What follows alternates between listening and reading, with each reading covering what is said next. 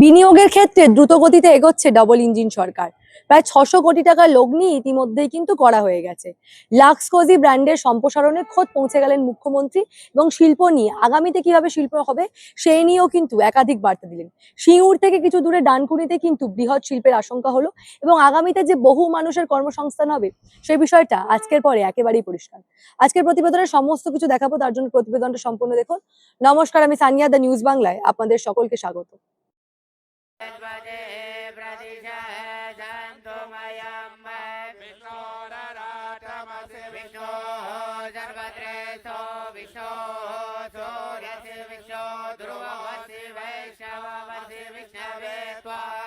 देवता भातो देवता सूर्यो देवता चंद्रमा देवता बसवो देवता रुद्रा देवता दित्या देवता मरुतो। সিঙ্গুরে হলো না দাদাদের কারখানা।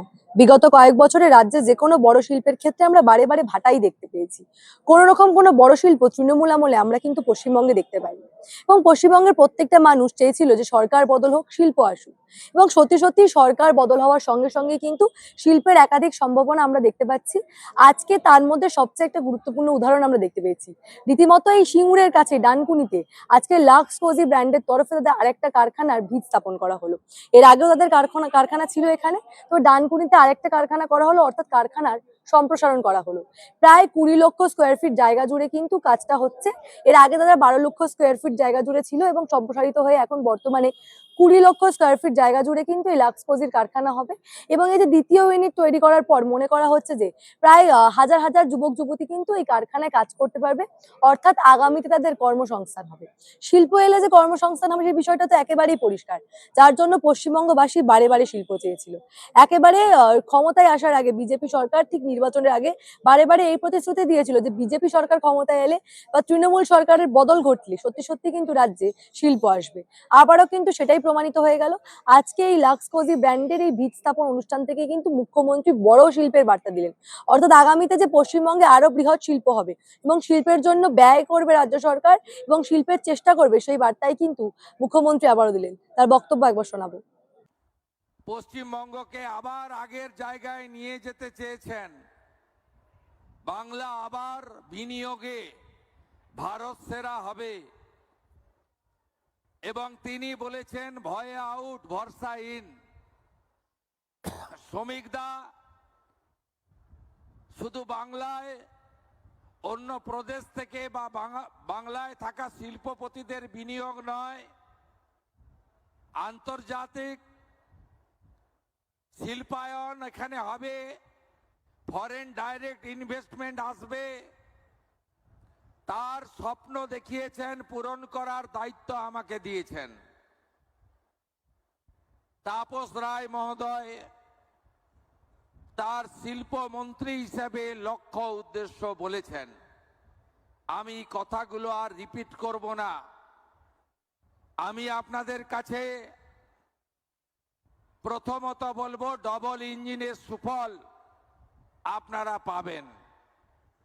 সামাজিক কল্যাণ, আইন শৃঙ্খলাকে শক্তপোক্ত করা,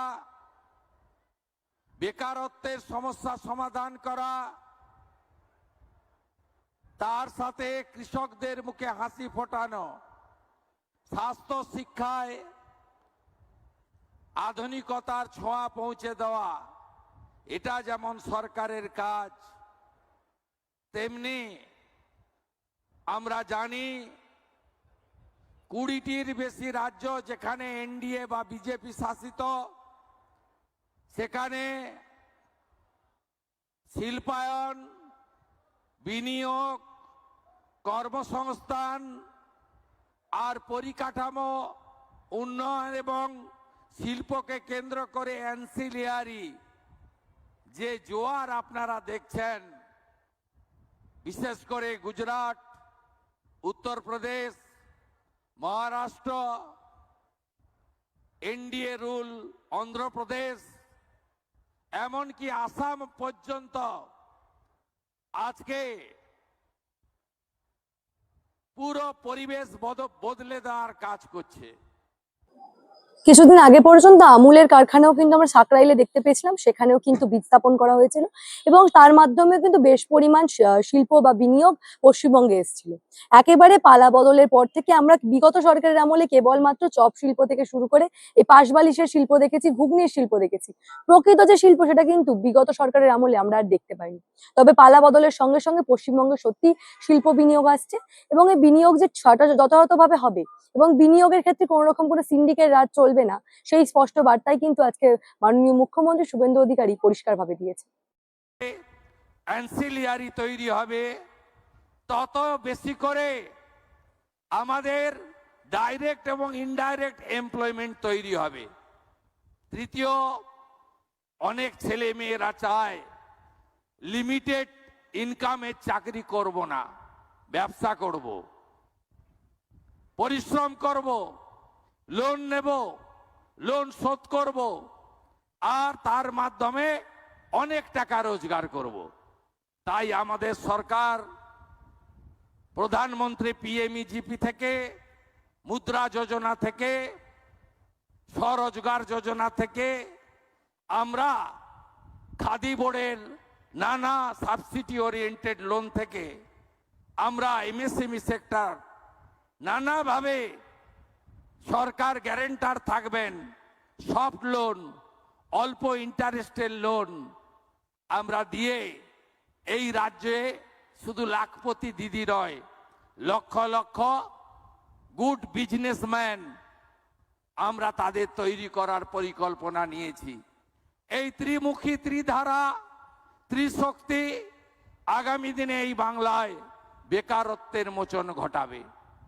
ইন্ডাস্ট্রির ক্ষেত্রে আমরা কি কি করেছি আপনারা দেখেছেন। আগের সরকার বিধানচন্দ্র রায়ের সময় থেকে ইন্ডাস্ট্রির জন্য ইনসেন্টিভ আসছিল। এই বিগত সরকার 24, 25, 26 ভোট অন অ্যাকাউন্ট, এই দুবারে তারা ইনসেন্টিভ তুলে দিয়েছিল।